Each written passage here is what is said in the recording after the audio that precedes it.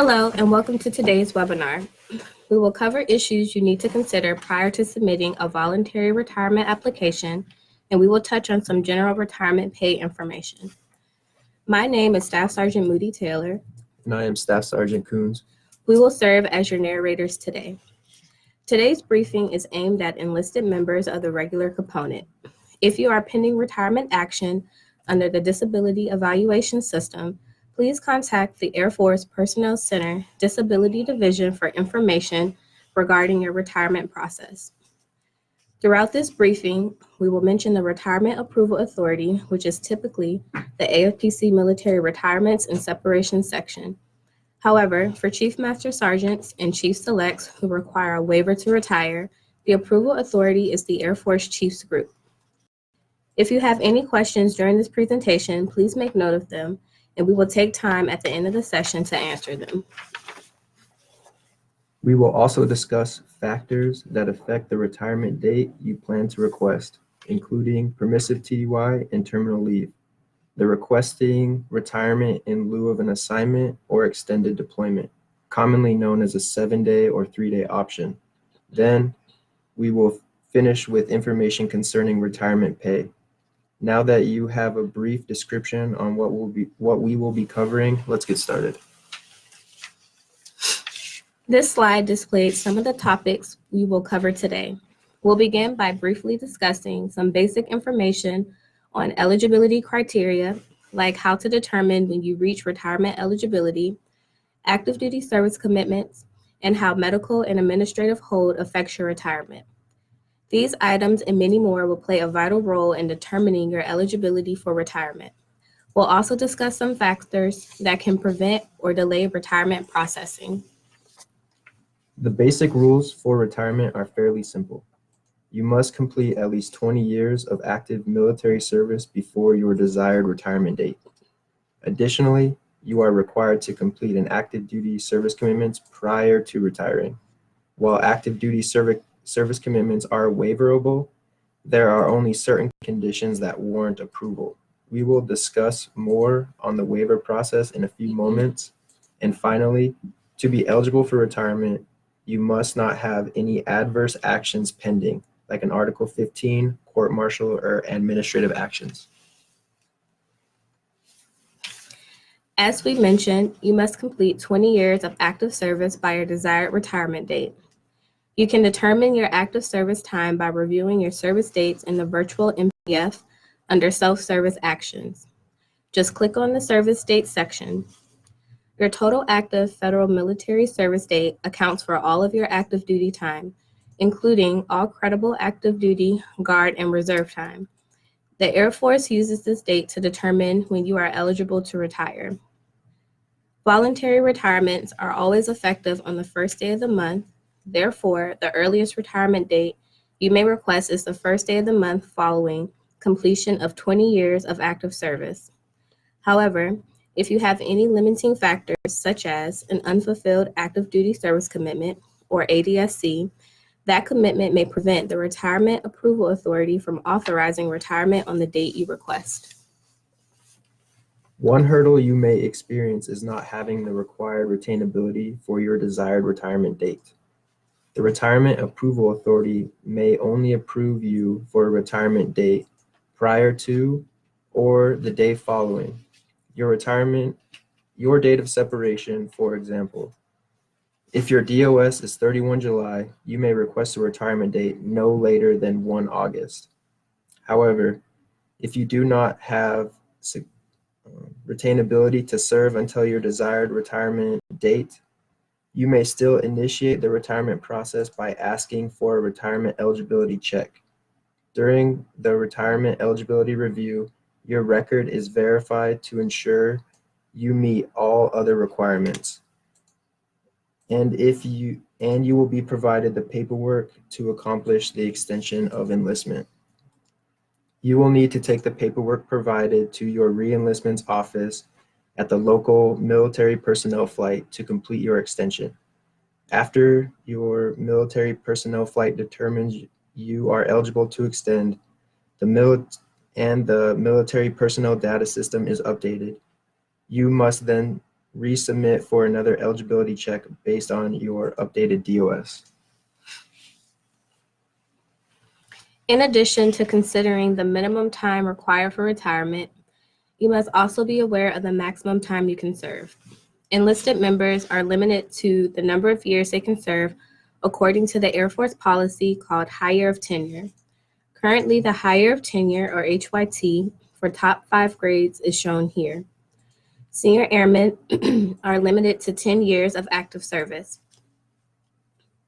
In rare instances, you can request a waiver to this limitation when you are near your HYT.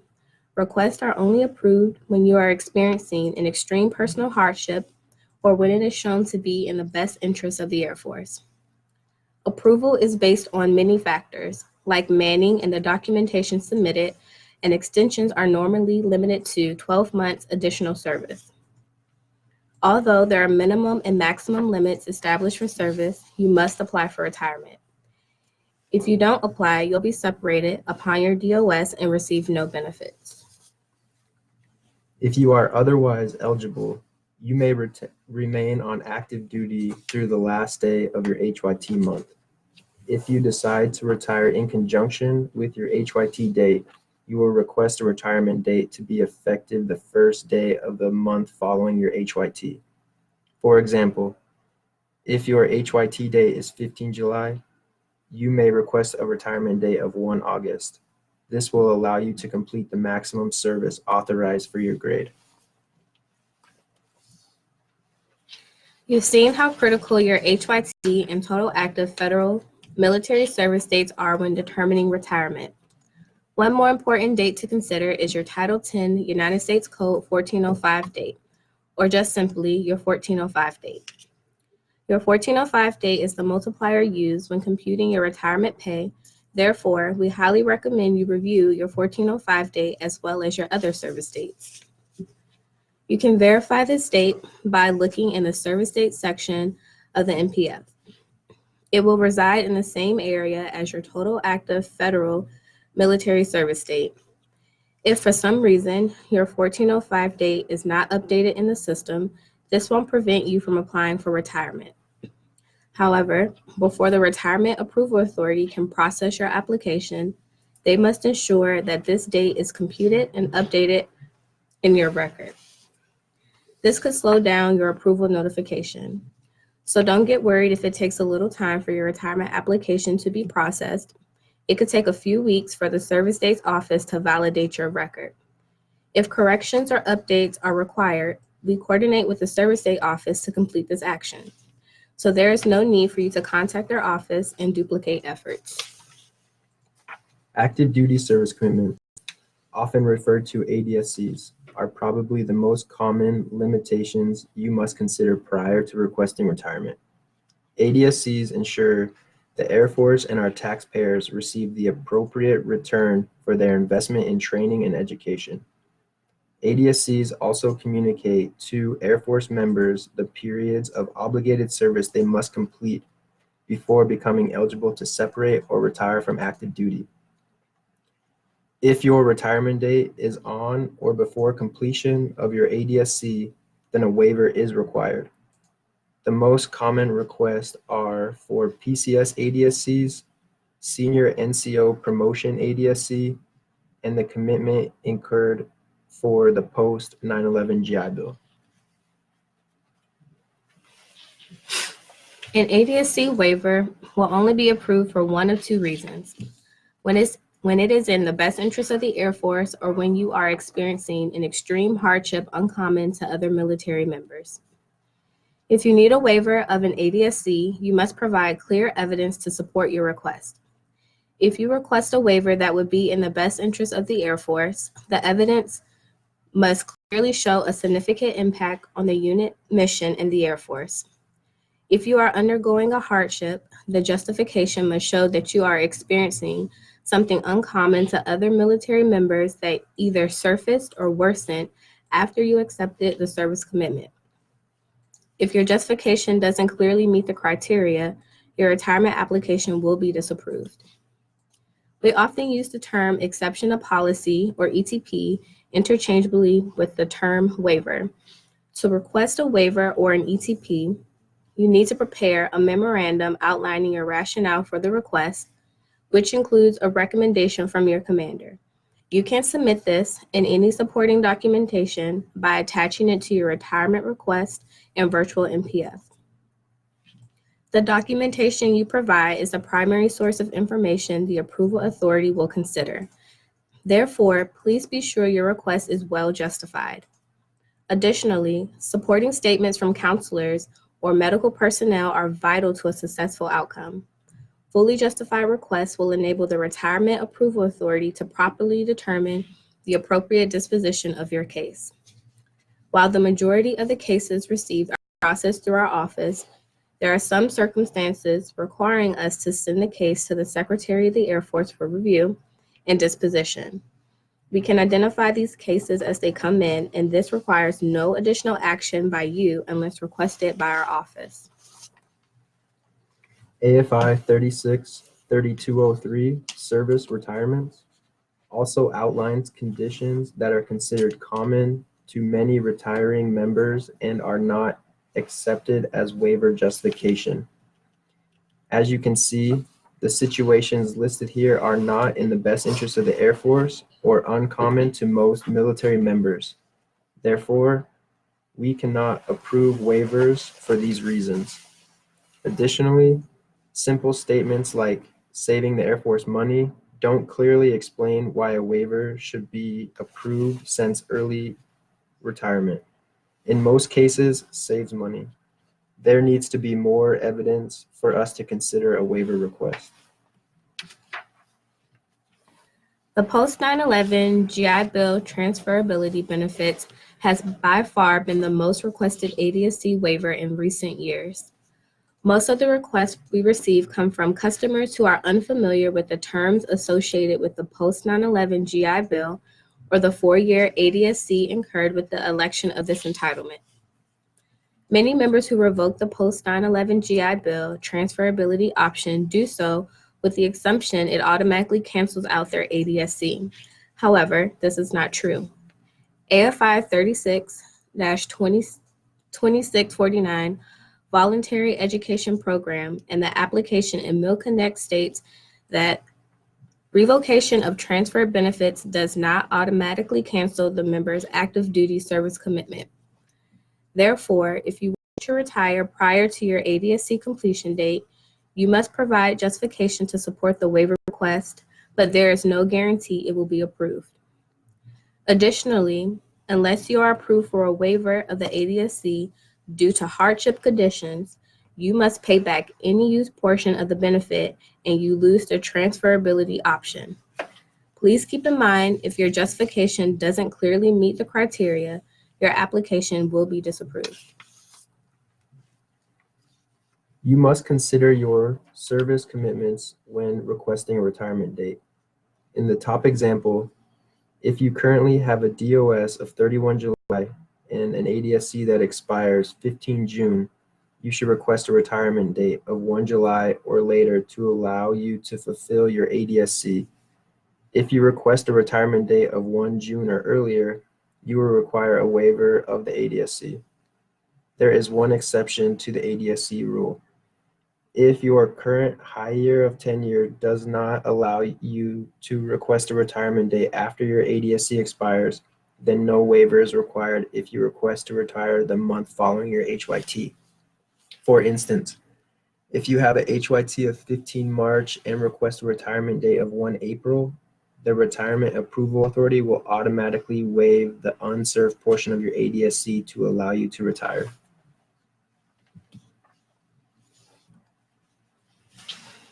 The assignment availability codes outlined in the Military Personnel Data System normally helps us identify other factors that can impact your retirement. The most common codes which prevent or delay retirement are Code 15, pending court-martial or civil court proceedings, Code 17, under security force OSI investigation, Code 37, pending a medical evaluation board or a physical evaluation board, and Code 50, maximum tour. Remember, these are not all of the assignment availability codes that could affect your retirement. If your personnel record reflects one of these codes or some other code you think may impact your eligibility, you should contact your local military personnel flight or the local medical treatment facility for information and assistance. Now that you have seen some of the basic requirements for retirement, let's look at when you can request a retirement date. As we said before, all voluntary retirements must be effective on the first day of the month. Additionally, applications can only be submitted within 12 months of the desired effective date. For example, if you want to retire January 2021, you may submit your application no earlier than 1 January 2020.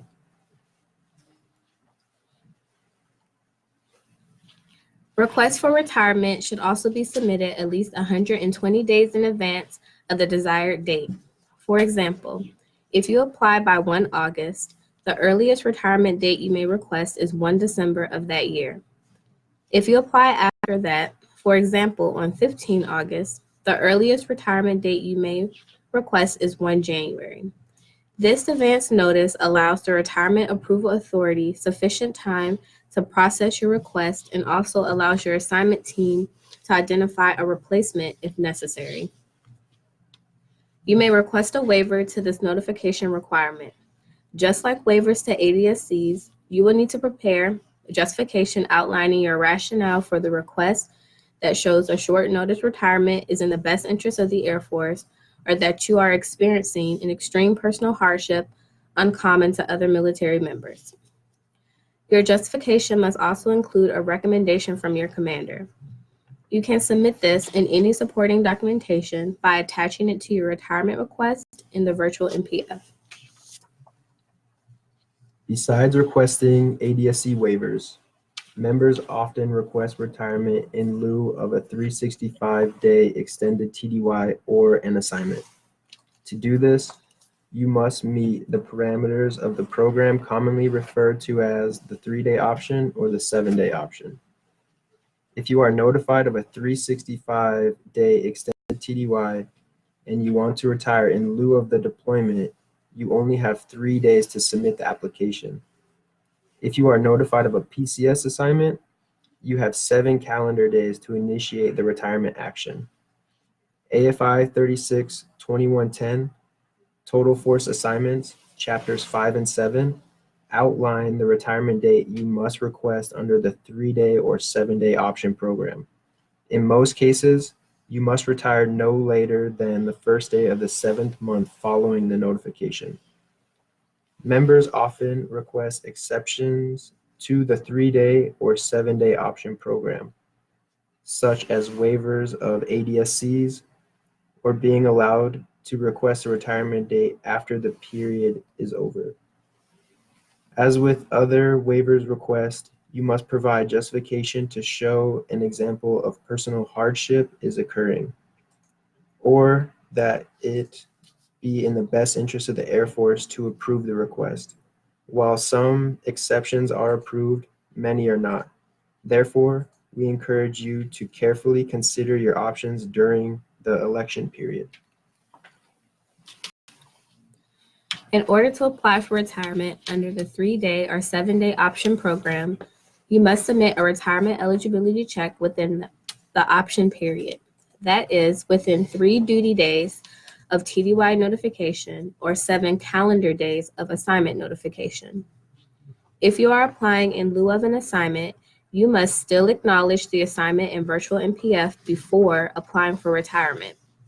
For a 365-day extended TDY, you must complete and attach the TDY notification memorandum directly to your case by uploading it via your My Account on the virtual MPF. Be sure to have the appropriate authorities sign the memorandum before attaching it to your case. Also remember, if you are requesting a retirement date prior to completion of an ADSC, your request may be disapproved if you do not justify the waiver of the ADSC. As explained earlier, the strength of your justification is based on the supporting documents you provide.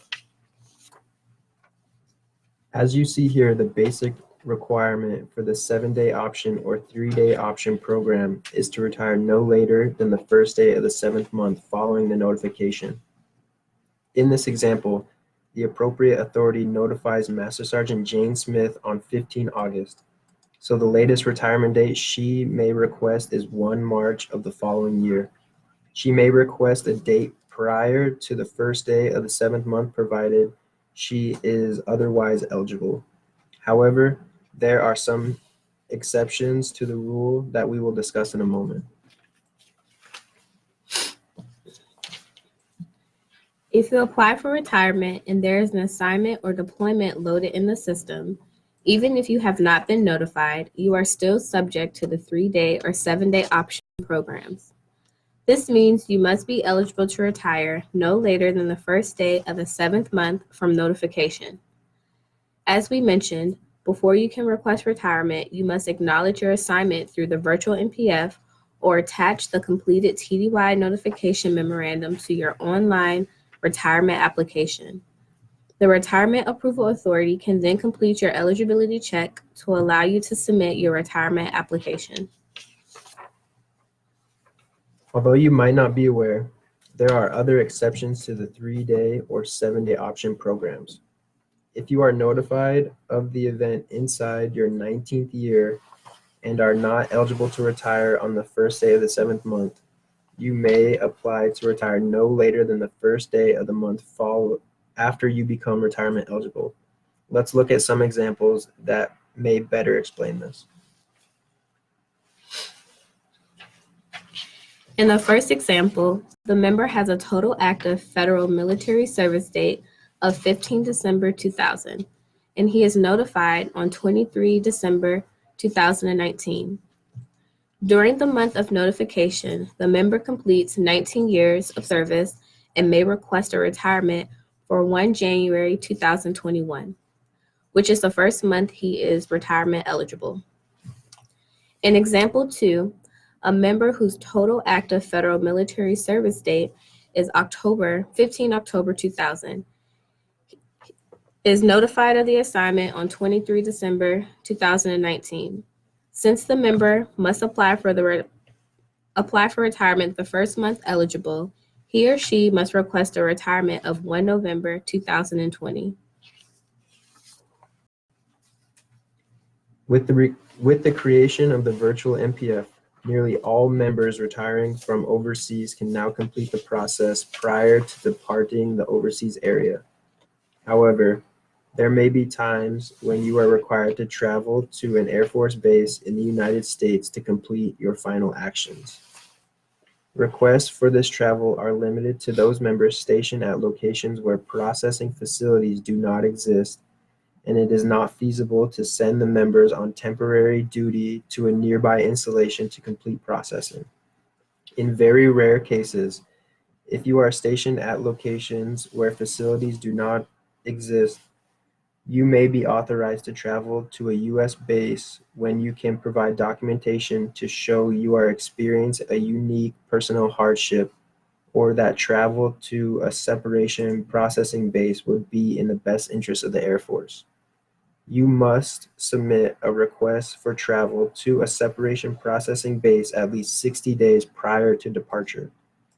Examples of the requests are outlined in the Personnel Service Delivery Guide on the Separations Processing Base program at the link shown on this slide. You can also contact the Total Force Service Center for assistance. You're probably wondering when your last duty day will be once you are approved for retirement. This depends on whether or not your commander authorizes you to take permissive TDY and/or terminal leave in conjunction with your retirement. Permissive TDY is non-chargeable leave. Your commander may authorize up to 20 days if you're retiring from a stateside base, or up to 30 days if you are retiring from an overseas location. The purpose of permissive TDY is to help in your transition from active duty to civilian status and should be used for things like job and house hunting.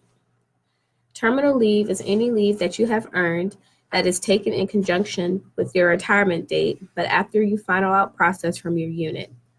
Both terminal leave and permissive TDY are subject to approval by your commander. Remember, your commander may authorize all, some, or none of your requested leave and permissive TDY. When calculating your departure date, one thing to consider is that you will still be earning leave while you are on leave.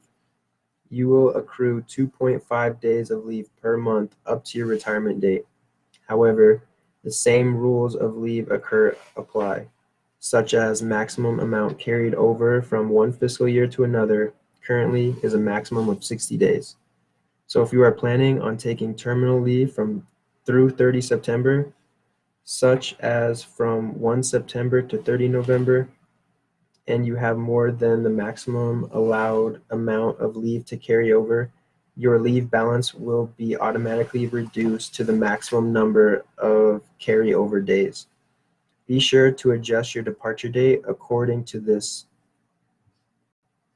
or take normal leave before you out-process to use any days other than the maximum allowed amount to avoid losing them. You may not request to extend an approved retirement solely to take leave that you did not account for. On the next slide, you will see an example of how to calculate your retirement leave.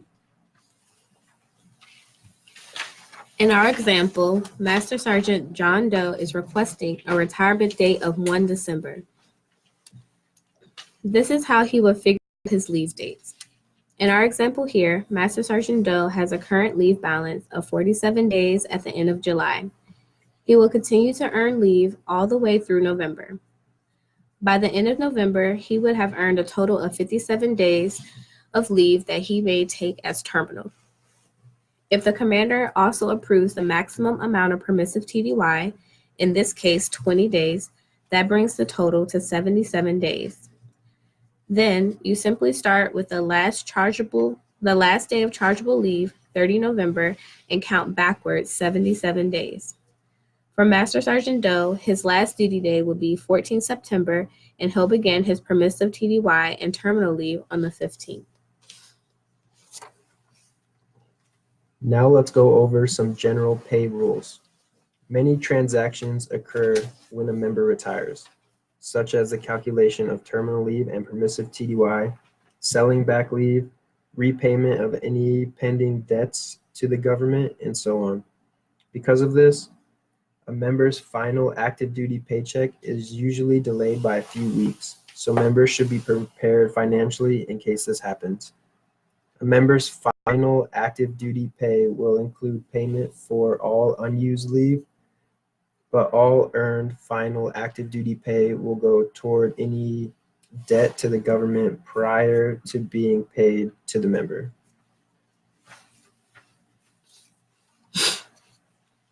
Now, unlike active duty pay, you will only receive retirement pay once a month.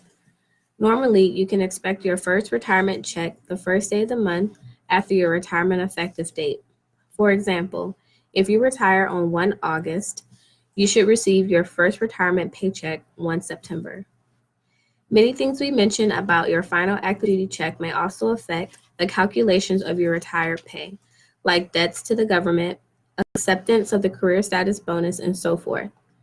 These special circumstances may require the Defense Finance and Accounting Service to perform manual calculations of your retired pay to ensure accuracy. This doesn't happen very often, but this manual process could delay your retired pay. Therefore, we highly recommend you have a financial reserve to tie you over for 60 to 90 days in case there are any delays with DFAS starting your retired pay. Today we went over some very important information that you will need to consider prior to requesting a retirement date. We discussed key things to consider for eligibility factors, ADSCs, and the 7-day and 3-day option programs. We hope you find this information helpful, and we will be holding future broadcasts to cover all final out processing actions. Additionally, we highly encourage you attend the Transition Assistance Program seminar sponsored by your Airmen and Family Readiness Center, even before you apply to retire. At this time, we will answer any questions that you might still have.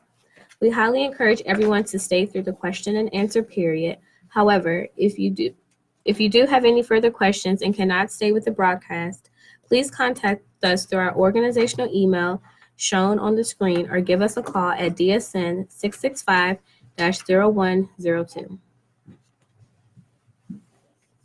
All right, thank you so much. Just give us a second or two and we'll start to answer your questions live. Thank you.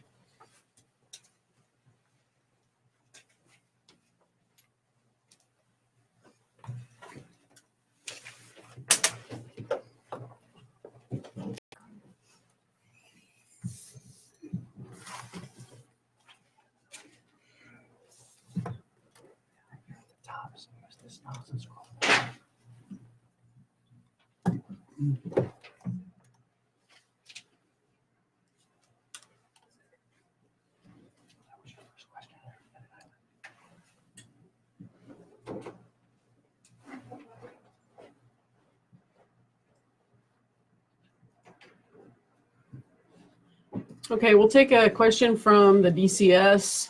Does the 1405 date include the date you entered delayed enlistment, or is this the first date you arrived at BMT?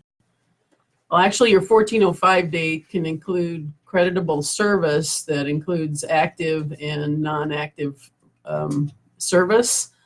We don't actually have the information for that, so I'm going to have to research that to see if it does include delayed enlistment. But typically, your 1405 date is going to include everything that includes your delayed enlistment. I'm sorry, I'm babbling here, but we'll research that a little bit more and provide you an exact answer when we post the responses. But your date you arrive at BMT is more than likely going to be your first day that you're considered on active duty, and not include your delayed enlistment time. Okay, another question from the DCS. What length ADSC do you pick up from a CONUS to CONUS PCS?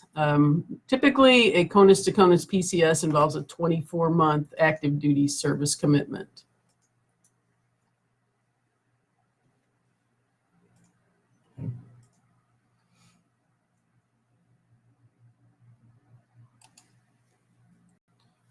Okay, another question from the DCS. I have an AAC for a CONUS to CONUS headquarters MAGCOM position that ends 1 year prior to my high year of tenure.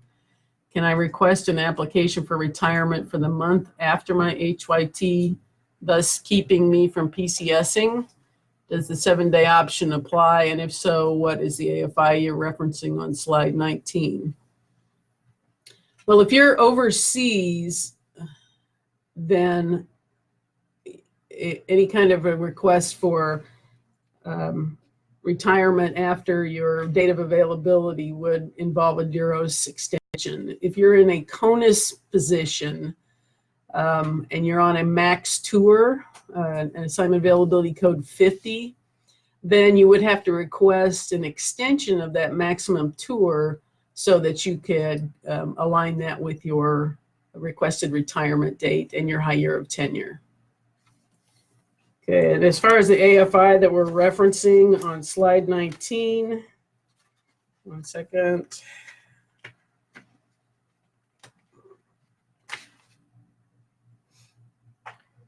The AFI that deals with the 7-day and 3-day option program is AFI 362110, total force assignments.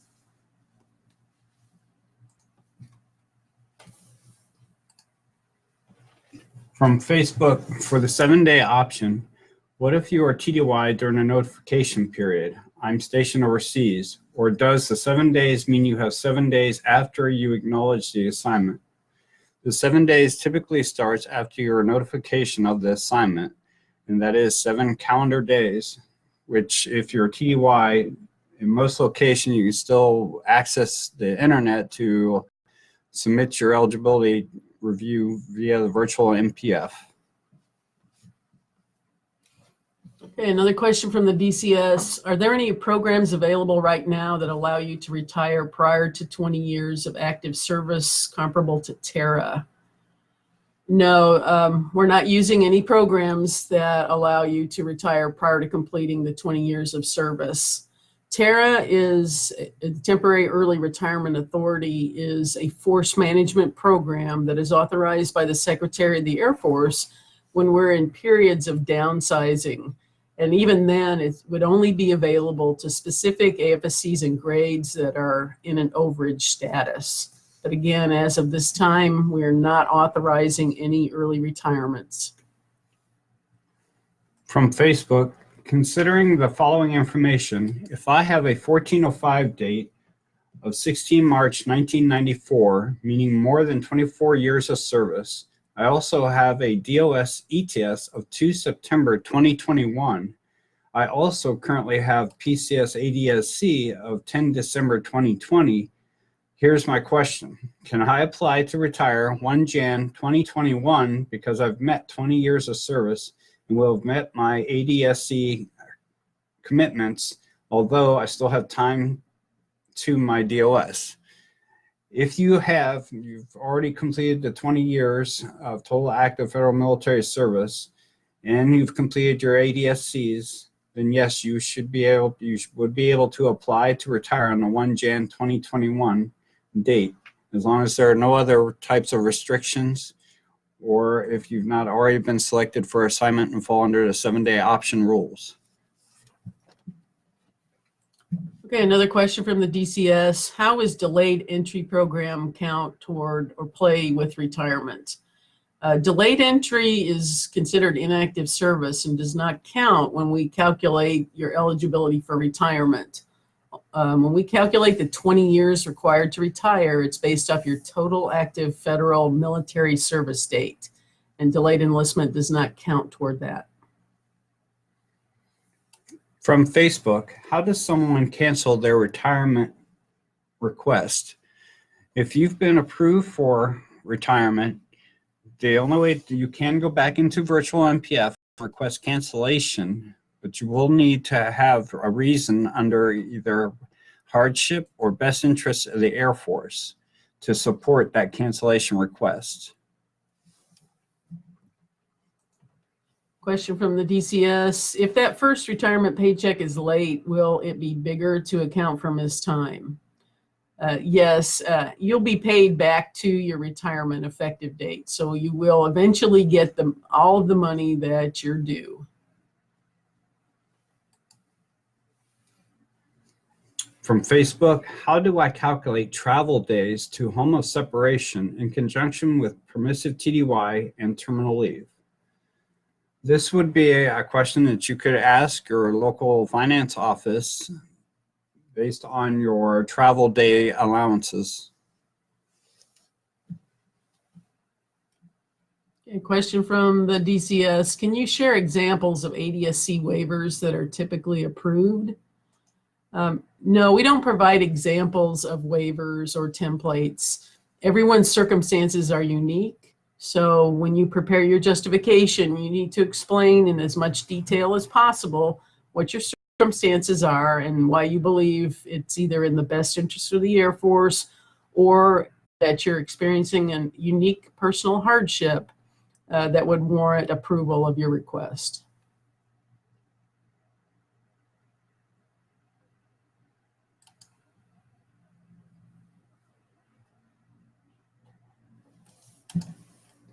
Okay, another question from the DCS.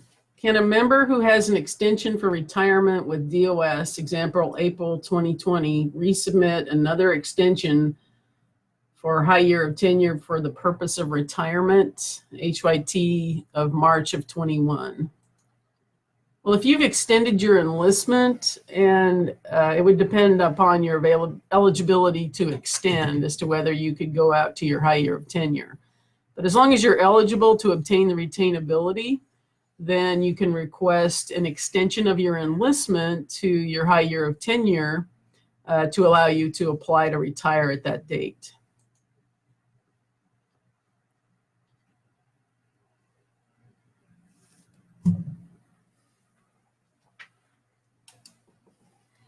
From Facebook, hypothetically, an individual is stationed overseas. The individual is eligible to retire in November of 2020. Additionally, the individual has a return from overseas date of January 2020. Will this PCS incur an ADSC? Yes, typically with any PCS, you would incur a active duty service commitment. Coming from overseas to CONUS is typically 12 months. Another question from DCS. For folks OCONUS, can one enter terminal leave or permissive TDY prior to DEROS, or would a DEROS curtailment be necessary to make those dates match?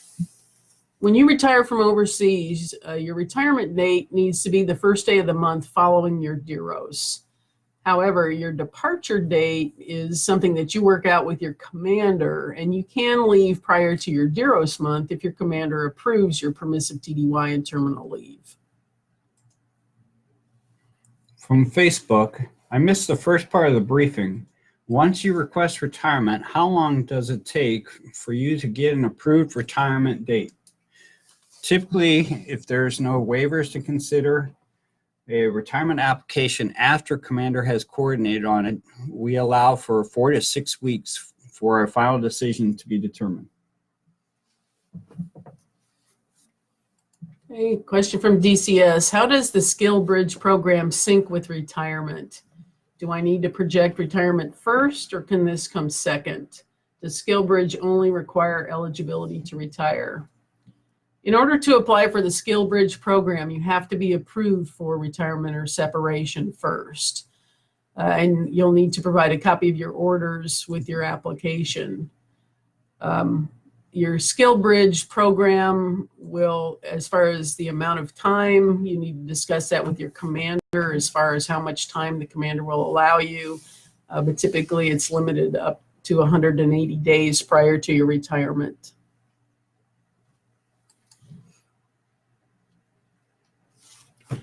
Another question from the DCS. Based on new guidance to reduce workload of re-enlistments by extending DOS to HYT, do we still need to apply for retainability to retire after current DOS? Example, DOS 31 August, desired retirement date 1 November. Well, actually, with the unspecified DOS or indefinite DOS, if you will, that won't take effect for enlisted members until they actually do their new enlistment contract. There's no automatic update of the data separation. However, once you have that unspecified contract and your DOS is indefinite, it will, once you close in on your HYT and you get within 12 months of your high year of tenure, then you will have a DOS established that's equal to the last day of your HYT month. So normally under the new process, if you are under that unspecified contract, then you're not going to have to worry about getting retainability to retire because your contract will already take you out to the date that you need. From Facebook, once I outprocess my squadron, when does my permissive TDY and terminal leave begin? Your permissive TDY and terminal leaves basically is something that you would work with your unit commander on the actual start dates for each of those. But typically, once you outprocess the MPF, it will usually start the next day for the permissive TDY and terminal leave. But that is something you want to work those dates out with your unit commander first. Okay, another question from DCS. What happens if you receive an assignment in your 18th year without retainability for the new assignment, but before you hit 19 years? And can you do a 7-day option? Well, currently under the 7-day option rules, if you receive an assignment prior to 19 years of service, you're not eligible to 7-day opt. You have to have 19 or more years in order to use the retirement request under that program. If you have less than 19 years of service and you don't have retainability for the new assignment, you may be able to decline retainability for that assignment and get out of it. However, you have to be careful and make sure that you have enough retainability to get to your retirement date. Because once you sign a PCS declination and refuse to get retainability for an assignment, that will make you ineligible to extend or re-enlist. So if you're considering declining retainability for an assignment and you're not eligible to 7-day op, make sure that your data separation, your current data separation, will get you to the first day of the month after you hit 20 years of service. From Facebook, if the time I owe back from my transfer of my education benefits ends on 11 Jan, can I apply to retire then, or do I have to wait until 1 Feb to apply, since I will be in the first of the month? Since the required retirement date is always the first of the month, you will want to, your 12 months out would be 1 Feb, because that's when you have completed that active duty service commitment. So your retirement date would have to be past that. So that 1 February would be the requested date. Okay, we've just got a couple more minutes for questions, so we'll take another one from the DCS. Is terminal leave capped at 60 days? For example, leave balance as of 1 September is 59 days, but retire, say, 1